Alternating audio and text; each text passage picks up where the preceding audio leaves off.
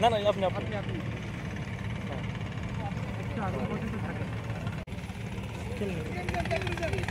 ভাই ভাই ওইখান থেকে আসে আসে আসে স্টেশন কমান্ডার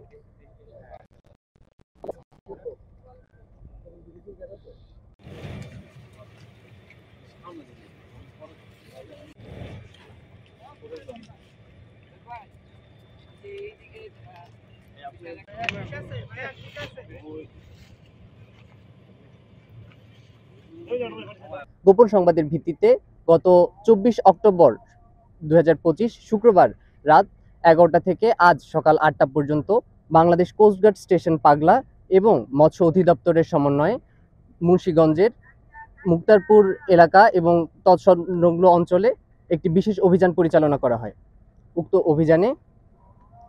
উক্ত অঞ্চলের 6টি গোডাউন এবং 6টি জাল তৈরির কারখানা তল্লাশি করে প্রায় 626 কোটি 69 লক্ষ টাকা মূল্যের 17 কোটি 90 লক্ষ মিটার নিষিদ্ধ কারেন্ট জাল জব্দ করা হয়।